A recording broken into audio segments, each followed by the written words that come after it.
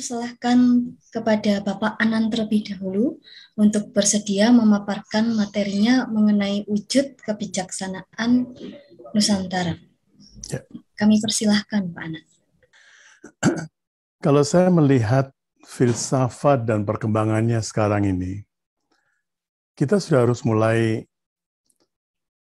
mencari suatu pola baru untuk mendekati filsafat. Selama ini kita mendekatinya dengan cara berpikir Yunani.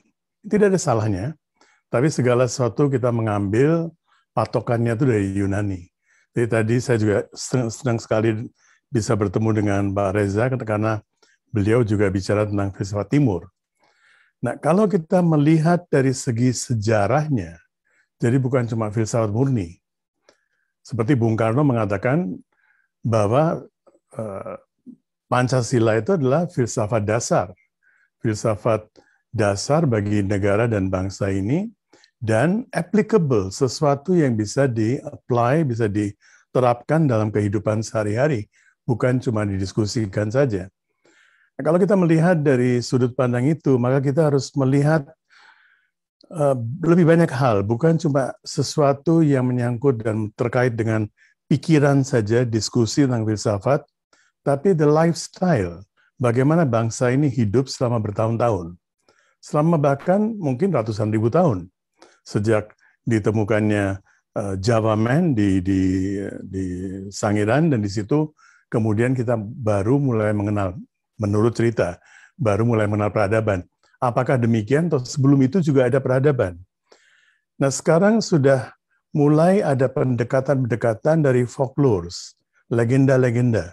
Bahwa legenda-legenda itu harus diperhatikan juga, karena legenda-legenda itu tidak berkembang begitu saja, ada dasar dari sejarahnya. Kalau kita melihat sekarang dari segi antropologi, dari segi sejarah dan sebagainya, sejak tahun 70-an, setelah tahun 70-an, kita baru mulai mengenal apa yang disebut foto-foto dari satelit. Dan foto-foto dari satelit ini merubah seluruh pandangan kita. Yaitu bahwa dari pegunungan Himalaya sampai dengan perbatasan Australia, kita pernah menjadi satu benua. Terpecahnya benua ini baru 40.000 tahun, 100.000 tahun setelah zaman es yang terakhir. Baru kita terpecah belah. Dan juga kita mengenal adanya hal-hal yang bisa menjadi sebab dari perpecahan itu. Bagaimana kita terfragmentasi. Ada unsur alamnya juga, tapi juga ada unsur lain yang membuat kita terfragmentasi. Nah, kalau kita melihat semuanya itu, maka kita akan melihat satu gambaran yang utuh. Misalnya, saya memberikan contoh, di dalam teks-teks kuno dalam bahasa Sanskrit, orang Greek itu disebut Yavan. Orang Greek, orang dari Yunani itu disebut Yavan. Yavan itu orang dari Jawa, dari Yawadwipa. Nah, ini masih satu hal yang kita harus perlu menggali lebih lanjut. Apa yang terjadi di Yunani? Pertama mereka bicara tentang dewa-dewa, tentang Hercules, tentang Zeus, macam-macam dewa-dewa. Kemudian tiba-tiba muncul satu peradaban baru, suatu wacana baru tentang filsafat yang sangat tinggi, Plato, Socrates, dan lain-lainnya. Apa yang terjadi? Apakah tiba-tiba mereka muncul seperti itu, atau ada pengaruh dari luar? Nah, kita percaya sekarang kita memiliki sekian banyak data bahwa ketika terjadi malapetaka besar di kepulauan kita sekarang yang kita sebut Nusantara, dulunya satu benua, ketika terjadi malapetaka, terjadi kecelakaan, musibah alam dan sebagainya, maka secara naluri orang-orang yang tinggal di sini larinya akan kemana? Ke atas, bukan ke bawah. Mereka lari ke atas. Jadi kita punya begitu banyak catatan sejarah sejak 5.000-an tahun. Kalau kita menganggap Mahabharata itu sebagai sejarah, karena hasil dari Mahabharata itu, apa yang terjadi di perang Mahabharata itu, kita anggap itu adalah perang nuklir. Bahkan bapak bom atom pertama, Oppenheimer, dia mengaku bahwa bom atom yang dia buat itu bukan yang pertama kali. Sebelumnya pernah terjadi perang nuklir. Nah, kalau pernah terjadi perang nuklir dan sebagainya, kemudian seluruh benua ini, benua besar yang tadinya disebut Jambu Dwipa, kata jumbo itu berarti berasal dari jambu, jambu yang kita sampai sekarang masih ada buahnya, jambu guava. Jambu Dwipa, Dwipa yang besar sekali, berarti semacam anak benua begitu. Kita pernah bersatu, jadi kita tidak pernah mengimport filsafat dari India. Karena kita memang satu landmass, kita adalah satu daratan. Kita tidak pernah mengimport sesuatu dari India atau dari mana, bahkan India sendiri berawalnya dari Sindhu River. Kata Hindu itu berasal dari Sindhu, dan kata Hindu itu pemberian dari sejarawan Arab.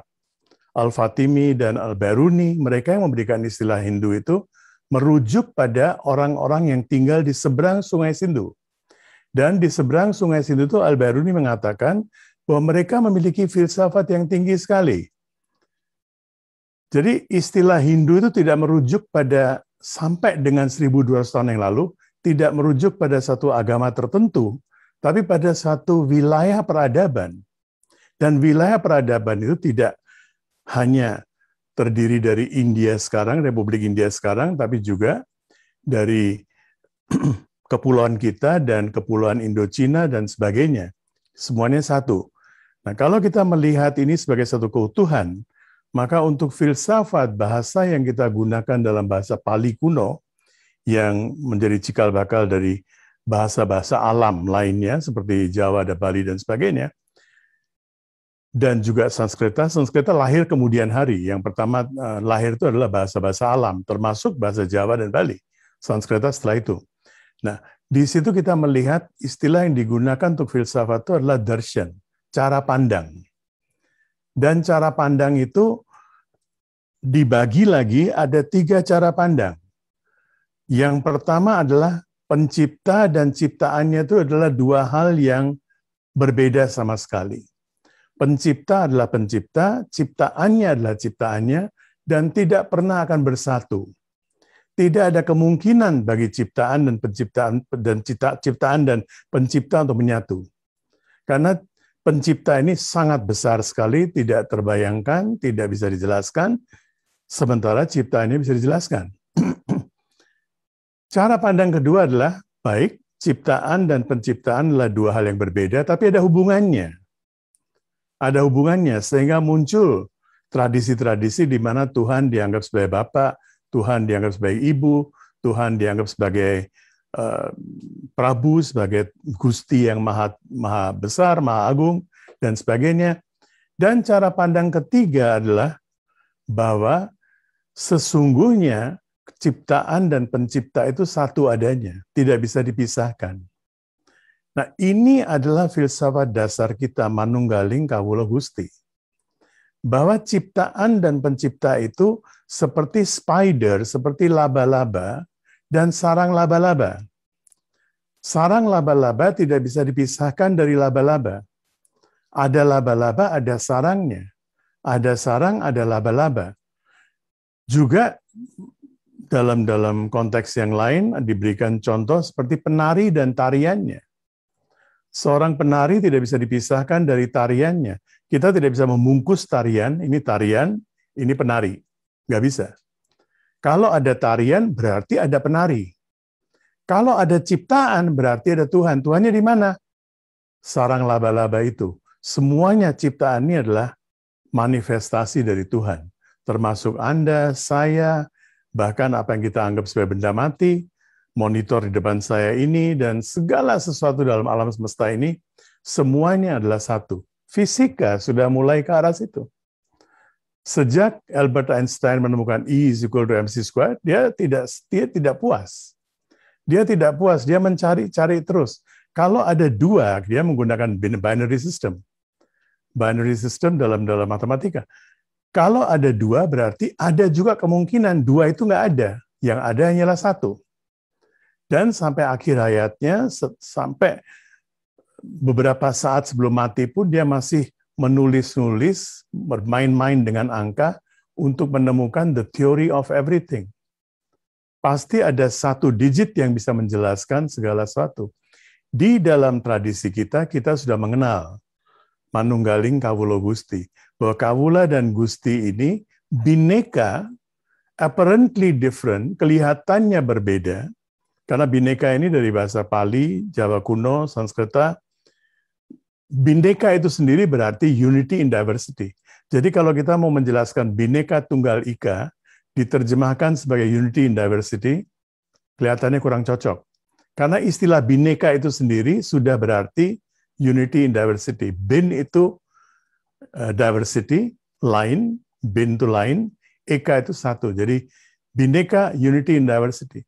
Kalau saya menerjemahkan bineka tunggal ika, kita bisa menerjemahkan dengan cara berikut. Apparently different, kelihatannya berbeda, tapi sesungguhnya esensinya satu. Begitu juga dengan ciptaan ini kelihatannya berbeda. Tetapi sesungguhnya semuanya ini adalah satu, zatnya adalah satu. Nah, ini cara pandang yang saya kira menjadi kebijakan atau kebijaksanaan kita sejak zaman dulu. Zaman dulu barangkali ungkapannya berbeda. Manunggaling kawula Gusti itu barangkali tidak begitu lama, baru-baru muncul beberapa ratus atau ribu tahun yang lalu. Bhinneka Tunggal Ika baru muncul setelah adanya Sutasoma dari lewat embutan tular. Tapi ini semuanya sama, bahwa segala sesuatu cuma tampaknya berbeda, tapi sesungguhnya satu. Wajah kita berbeda, perbedaan itu keniscayaan. Ada. Tetapi zat kita itu satu. Kebangsaan kita berbeda, lain-lain, tetapi pada esensinya kita satu. Saya kira dengan cara pandang seperti ini, kita bisa menyelesaikan banyak sekali persoalan. Saya teringat salah satu kisah dari bukunya Guntur, kalau nggak salah, Guntur Soekarno Putra, tentang bapaknya, Bung Karno, ketika jumlah kambing, domba, atau binatang makin banyak di istana di Bogor, maka yang memelihara itu, yang diberi tugas untuk memelihara kambing-kambing, hewan-hewan itu, menyarankan bagaimana kalau kita sate aja semuanya. Karena sudah banyak sekali. Bung Karno mengatakan, jangan, tato masih. Jiwa yang ada dalam diri saya juga ada dalam diri dia.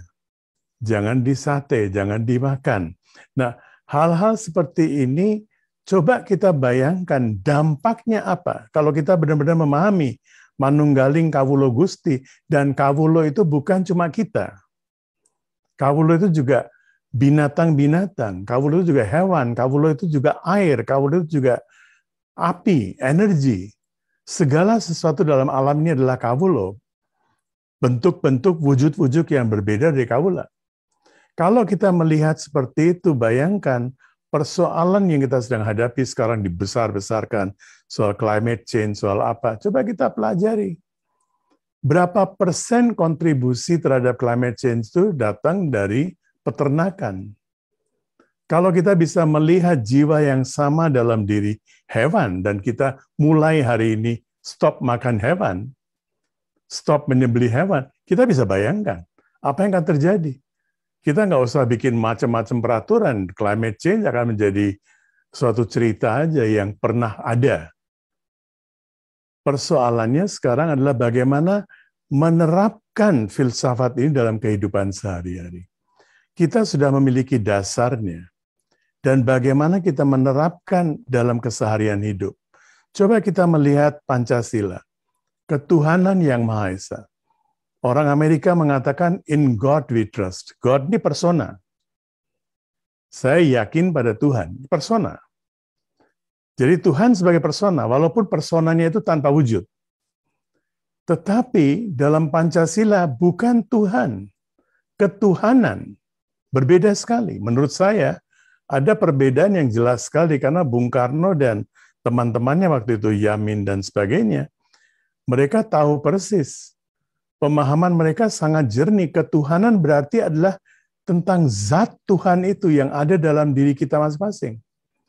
Ketuhanan itu bukan Tuhan. Kalau kita bicara Tuhan, kita akan berantem. Tuhan namanya ini, Tuhan bentuknya seperti ini, Tuhan deskripsinya seperti ini, dan kita selalu berantem.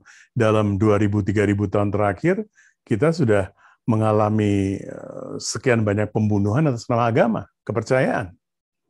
Kita selalu berantem mempersoalkan cara pandang. Sementara itu, kalau kita melihat segala sesuatu sebagai satu keutuhan, dan sekarang para ahli fisika modern pun mereka sudah menyetujui bahwa ada satu hal yang bisa menjelaskan semuanya. Ada satu titik yang bisa menjelaskan segala sesuatu. Kalau kita bisa memahami itu saja, banyak persoalan yang akan terselesaikan. Kita tidak lagi akan mempersoalkan kepercayaan masing-masing, kita tidak akan mempersoalkan wujud, bentuk, dan zat Tuhan, tapi kita akan fokus pada zatnya. Zat ketuhanannya apa? Kalau kita bicara zat ketuhanan, dalam semua kepercayaan ada lagi. Semuanya. Kalau kita bicara tentang akidah agama, masing-masing punya akidahnya. Kita bicara tentang cara kita mempraktekkan agama berbeda. Keniscayaan itu nggak bisa dipersatukan. Dan nggak perlu dipersatukan. Setiap orang bisa memiliki cara pandang dan cara-cara melakukan doa, ibadah dengan cara sendiri. No problem. Tetapi kalau fokus kita pada zatnya, bukan pada kulit sapi, tapi pada susu yang diberikan oleh sapi itu, maka kita tidak akan berantem, kita tidak akan saling bunuh-membunuh. Ini yang perlu kita pahami, kita memiliki satu khazanah yang luar biasa, kita memiliki satu cara pandang yang luar biasa, bagaimana tinggal sekarang kita menerapkannya dalam hidup. Apply it in our daily life. Saya kira itu dulu, mungkin nanti kita bisa berdialognya lebih panjang. Terima kasih, Mbak Dika. Terima kasih Pak Anand, sangat jelas sekali bagaimana dari penjelasan Pak Anand Krishna, kita perlu melihat bahwa belajar filsafat tidak hanya dari Yunani, dan kemudian bagaimana kita applied filosofi seperti itu ya Pak ya. Terima kasih, selamat sore semuanya. Pak Anand, Guruji. Terima kasih. Rahayu. Oke, saya setuju ya bahwa seluruh filsafat yang kita pelajari di Indonesia ya, dan yang mendominasi dunia sekarang ini dalam bentuk teknologi modern itu adalah filsafat dualistik Aristotelian ya. Jadi kita mewarisi cara berpikir Aristotelian yang dualistik. Dualistik itu artinya dunia itu dibagi dalam dua kubu yang tidak pernah bisa disatukan ya. Makanya disebut prinsip of non-contradiction. Jadi artinya baik-baik, buruk-buruk. Tidak bisa baik sekaligus buruk, buruk sekaligus baik. Jadi dunia itu dibelah. Gitu. Ada baik, buruk, benar, salah, subjek, objek, aku, kamu, kami, mereka. Dan Aristoteles bermain dalam dua tegangan ini. Seluruh filsafatnya, dari metafisika, etika, sampai filsafat politik ya. Dan kita mewarisi cara berpikir itu. Cara berpikir dualistik. Yang sebenarnya tidak tepat ya, dan sangat berbahaya ya. Semua kerusakan yang terjadi ya, perang, kerusakan alam yang terjadi sekarang ini, karena cara berpikir dualistik. Artinya, aku berbeda dengan kamu, maka kamu harus entah disamakan atau dibunuh. Gitu ya. Lalu muncullah juga rasisme di situ. Wah, kulit kita berbeda, rambut kita berbeda, berarti kamu berbeda, kamu boleh dijajah. Itu dasar berpikir kolonialisme ya, selama berabad-abad. Juga dengan alam. Aku dan alam adalah dua hal yang berbeda, dan aku, manusia, punya hak untuk memanipulasi alam. Makanya kita punya teknologi modern yang sangat merusak alam. Itu warisan cara berpikir Aristotelian. Nah, memang filsafat Asia, termasuk di Indonesia juga ya, itu lebih dari sekitar filsafat dualistik semacam itu ya. Dia lebih tua dari itu. Kalau kita menengok Plato dan Neoplatonisme, sebenarnya dualisme sudah dilampaui ya, dengan konsep to-agaton ya. Bahwa aku, kamu, seperti Guruji Anand Krishna bilang, tatwamasi, bahkan lebih dari itu. Saya ingin mendorong lebih dari itu. Tidak satu, tidak dua. Kita masuk ke dalam keheningan itu. Cuma kalau ngomong keheningan orang kadang-kadang bingung kan. Jadi kita perlu bahasa gitu ya. Dan saya juga ingin menanggapi tadi. Kenapa dunia kita semakin rumit ya? Ya dengan hampir 8 miliar manusia ya. Hampir 8 miliar manusia. Saya ingat tadi soal peternakan, soal daging gitu ya. Pemakan daging karnivor gitu. Kalau zaman sekitar 1000 tahun lalu, orang makan daging itu sebulan sekali, Pak. Karena daging itu ya kita harus berburu kan, dan berburu itu kan resiko tinggi. Mentok ikan. Tapi kalau kita berburu apa kijang, nanti ada harimau, ya alam liar tuh benar-benar tak terkontrol. Kalau sekarang kita mau makan daging tinggal ke jalan 5 meter gitu ya, bayar gitu. Jadi karma kolektif itu yang disebut tindakan kolektif ya. Ketika kita memakan daging dalam tingkat yang sangat tinggi ya. Setiap hari mungkin kita makan daging ayam, sapi, kambing, terus-menerus dengan jumlah yang semakin lama semakin besar. Ini mengacaukan seluruh alam semesta ya. Seluruh struktur kehidupan menjadi chaotis gitu. Makanya permasalahan sekarang juga menjadi sangat rumit. Bukan hanya permasalahan sosial ekonomi, tapi permasalahan batin manusia. Mungkin Guru Jalan Krishna juga punya pengalaman menangani orang-orang yang sangat depresif, kecenderungan bunuh diri tinggi, sangat sukses dalam hidupnya tapi sangat menderita di dalam. Kalau di Indonesia lebih parah lagi ya. Kita terjebak dalam kemiskinan dan korupsi, batinnya juga kacau. Ya. Sekarang kita ngomong soal filsafat Indonesia ya. Saya punya argumen bahwa yang ada di Indonesia sekarang ini kebanyakan adalah alam pikir Indonesia ya. Apa itu alam pikir Indonesia? Belum bisa disebut sebagai filsafat ya, karena filsafat itu adalah sebuah kajian kritis, logis, sistematis, dan rasional terhadap kenyataan. Sementara yang ada di Indonesia itu adalah kajian prareflektif ya. Jadi sesuatu yang sudah diturunkan sebagai bagian dari tradisi. Ada yang kita sebut kearifan lokal ya. Walaupun saya selalu kritis ya. Sesuatu itu lokal belum tentu sesuatu itu arif. Sesuatu itu kan local wisdom ya. Karena saya pikir saya bilang sesuatu itu lokal belum bisa jadi di unwise ya. Tidak wisdom gitu. Jadi banyak yang perlu dikritisi. Dan itu bentuknya seperti kode perilaku ya. Bagaimana berhubungan antar manusia, apa itu sopan, apa itu manner ya, manner etiket ya. Itu diturunkan seringkali prareflektif, artinya harus dituruti tanpa tanya. Jadi alam pikir Indonesia saya pikir kata ini jauh lebih tepat ya.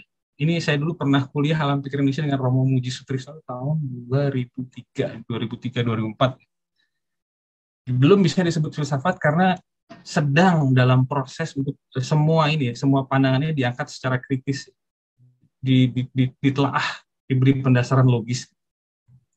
Nah, ada beberapa catatan. Saya diberikan tor oleh moderator ya. Kita tidak bisa mencari apa yang asli. Wah, apakah ini asli Indonesia? Apakah ini asli Jawa? Ini asli Bali? Gitu. Ya, kita bisa bikin macam-macam teori, tapi kita tidak akan pernah tahu pasti dan tidak ada gunanya juga gitu ya. Kita tahu. Dan ini seringkali memang tidak tertulis ya. Ini diajarkan dalam kebiasaan ya. Saya sebutnya transmisi keseharian ya. Orang tua kepada anaknya, anak melihat gurunya, melihat keluarganya, berinteraksi. Dan ada sesuatu yang universal di situ. Jadi walaupun itu berada di dalam alam pikir Sunda, alam pikir Jawa, alam pikir Bali, alam pikir Ambon, gitu, karena nenek moyang saya dari Ambon. Gitu. Tapi ada entitas-entitas yang universal di dalamnya. Jadi ada paradoks itu. Bahwa apa yang kita anggap partikular ternyata punya nuansa-nuansa universal. Dan apa aja itu yang universal, saya akan coba bahas.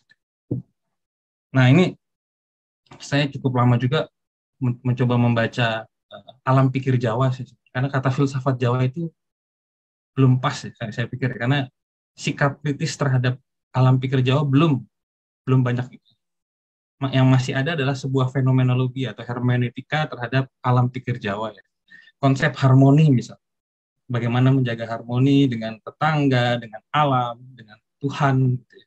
Jadi harmoni dengan segala unsur kehidupan. Dan bahwa hidup itu sementara sifatnya. Jadi dalam hidup jangan terlalu ngoyo lah. Jangan terlalu punya banyak ambisi. Dan kalau kita ngomong apa filsafat atau alam pikir Jawa yang tertinggi, ajaran tertinggi ya, ajaran tentang suwung, kekosongan ya. Kekosongan itu dalam arti bukan ketiadaan ya, tapi seperti sebuah ruang besar yang sangat terbuka untuk segala sesuatu. Jadi pikiran yang batin yang sangat luas, sangat besar, yang terbuka untuk segala sesuatu. Tidak lagi satu, tidak lagi dua, tidak lagi dualistik, aku, kamu, kalian, mereka melebur ke dalam sebuah ruang yang besar, disebut sebagai suwung. Konsep Trihita Karana ya, ini yang sangat kuat di Bali ya. Bagaimana membangun harmoni ya dengan tiga ya, dengan manusia, dengan alam dan dengan Tuhan. Tentu saja konsep tatmamasi yang sudah dibahas tadi. Tidak ada perbedaan antara aku dan kamu. Semua kehidupan ini punya unsur ilahi yang sama ya. Ini bagaimana teman-teman di Bali, ini pra-pandemi ya, jadi masih sangat meriah. Nah, bagaimana dengan Pancasila? Tadi kita ngomong Bali dan Jawa itu contoh saja, sebenarnya banyak sekali. Bung Karno kan mengklaimnya digali dari rahim kebudayaan Nusantara ya. Dan kalau saya baca secara mendalam ya sejarahnya dan bagaimana ditafsirkan, itu memang berusaha memeluk pandangan alam pikir Indonesia dari Aceh sampai Papua ini. Dan PR berikutnya adalah bagaimana kelimanya itu diterapkan secara konsisten ya. Karena kita ngomong ketuhanan, kemanusiaan adil dan beradab berantakan, nasionalisme berantakan, demokrasi berantakan, keadaan sudah jadi percuma ya. Jadi sejauh Pancasila diperlakukan sebagai satu kesatuan, saya pikir dia akan harmonis ya dengan alam pikir Indonesia ya. Dengan alam pikir Indonesia yang tersebar begitu luas. Nah, lalu apa itu filsafat Indonesia? Ya, argumen saya sederhana sebenarnya, bahwa semua alam pikir Indonesia kita refleksikan dalam terang akal budi kritis dan dialektis, ya. Keberanian berdebat, ya. Keberanian berbeda pendapat. Tidak ada isu-isu tabu yang dibicarakan. Isu-isu seperti bagaimana perempuan itu ditindas di banyak budaya di Indonesia. Itu seringkali ditutup-tutupi, diganti dengan ajaran-ajaran yang luhur-luhur, ngomong soal moral, etika, tapi perempuan ditindas di berbagai tempat di Indonesia. Terus kita ngomong juga soal ketidakadilan sosial, mental feodal, gila hormat terhadap tokoh-tokoh yang dianggap penting di masyarakat sehingga tidak berani dipertanyakan lagi, dan itu harus dibongkar. Disitulah berkembang filsafat Indonesia. Ya tujuannya adalah supaya lebih relevan ya. Dan di sini saya terinspirasi pada dua teori sih, mungkin biar nggak terlalu lama ya. Yang pertama adalah teori kritis Frankfurt ya, dari Jerman. Bagaimana teori kritis digunakan sebagai metode untuk mengembangkan filsafat Indonesia. Seperti kita membongkar kepentingan-kepentingan di balik budaya-budaya yang sudah ada. Apakah ada yang dirugikan? Apakah ada ketidakadilan sosial atau ketidakadilan gender di dalam sebuah ajaran? Dan itu pasti akan prosesnya sangat menyakitkan ya, karena ini sudah ribuan tahun. Kita ngomong soal distribusi kekayaan. Bagaimana tuan tanah feodal yang sudah dari tradisi itu ternyata harus bisa menerima kritik bahwa mereka harus berbagi zaman sekarang. Tidak bisa mereka hanya hidup dengan warisannya saja. Ada semangat sosialisme di sana. Postmodernisme saya pikir juga bisa dipakai sebagai metode ya, untuk membongkar kebekuan dari alam pikir Indonesia ya. Kita belajar untuk menggoyang kepastian lama ya. Pandangan-pandangan lama yang sudah beku kita goyang, kita dekonstruksi, kita buka untuk kemungkinan-kemungkinan tanpa batas. Jadi teori-teori seperti dari Jean-François Lyotard, Jacques Derrida, itu bisa Michel Foucault bisa dipakai untuk metode untuk demitologisasi supaya filsafat Indonesia ini kembali punya api, gitu. Membakar perubahan dan akhirnya menuntun kita ke arah kemajuan, menjadi sebuah bangsa yang tercerahkan. Dan ini saya ambil dari tradisi India ya, tradisi Barat Asia ya. Barat itu bukan Barat itu sebenarnya nama asli dari India. Makanya saya dapat dari Sadhguru.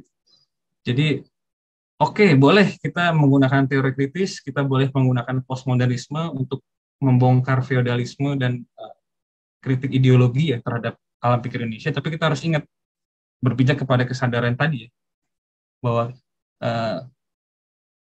diri kita yang asli ya, bahwa siapa kita yang sebenarnya, bahwa identitas sosial kita ini hanya bagian kecil dari hidup, dari realitas. Nah, kalau di non dua itu kan ada konsep diri yang sejati ya, Atman dan Brahman ya, itu kita yang asli. Guruji jauh lebih paham soalnya. Jadi kita yang asli ada kesadaran murni itu yang disebut Atman Brahman, namanya macam-macam sebenarnya, tapi adalah sang sadar itu sendiri. Filsafat Indonesia memadukan metodologi dari filsafat-filsafat Eropa, kembali juga ke dalam pemikiran leluhur kita juga yang non-dual tadi, tidak satu, tidak dua, non-dual, pedantik itu. tujuannya adalah saling memurnikan ya. Terjadi pemurnian sehingga, dan proses juga proses yang terbuka ya, dan cenderung tak stabil. Jadi jangan berharap bahwa demitologisasi ini akan berjalan dengan damai, karena ini akan menggoyang banyak sekali kepentingan. Yang penting adalah kita siap mau berubah ya, karena kalau kita tidak berubah, kita begini-begini aja ya. Ya, bangsa Indonesia tidak akan pernah maju, kita tidak akan pernah keluar dari kemiskinan, kita tidak akan pernah keluar dari kebodohan, ya, radikalisme agama, dari korupsi, dari ketidakadilan sosial. Kita tidak akan pernah keluar, kita akan berkubang di sini-sini terus kalau kita tidak mau berubah. Saya baru baca artikel menarik di Kompas itu. Bangsa-bangsa Timur Tengah tuh melihat kita sebagai bangsa kuli dan pembantu ya. Karena yang diekspor adalah kebanyakan kuli bangunan dan pembantu. Makanya harus ada transformasi. Terima kasih atas waktunya. Semoga bisa memberikan pencerahan.